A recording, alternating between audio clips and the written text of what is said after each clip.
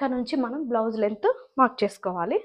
Blouse length వచ్చేసి 14 ఇంచులు. 14 ఇంచులకి 1 ఇంచ్ ఎక్స్ట్రా కలుపుకొని మార్క్ చేసుకోవాలి. ఇది ఏ బ్లౌజ్ ప్యాటర్న్ అయినా సరే ఎప్పుడైనా బ్లౌజ్ లెంత్కి 1 ఇంచ్ కలుపుకొని మార్క్ చేసుకోవాలి. 15 ఇంచెస్ మార్క్ చేసుకుంటున్నా ఇప్పుడు నేను.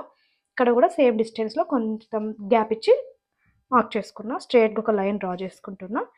ఇక్కడ మనము ఒకవేళ బోట్ నెక్ బ్యాక్ అయితే మాత్రం ఇక్కడ మనం 5.5 ఇంచెస్ మార్క్ చేసుకున్న తర్వాత షోల్డర్ మార్క్ చేసుకోవాలి. ఇప్పుడు నేను డైరెక్ట్ షోల్డర్ మార్క్ చేస్తున్నా.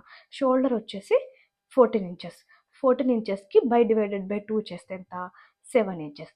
7 ఇంచెస్కి 0.5 హాఫ్ ఇంచు మార్క్ చేసుకోవాలి ఎక్స్ట్రా. ఎందుకంటే మనకి షోల్డర్ ఖర్చు కోసం అని చెప్పి 7.5 ఇంచులు మార్క్ చేసుకోవాలి.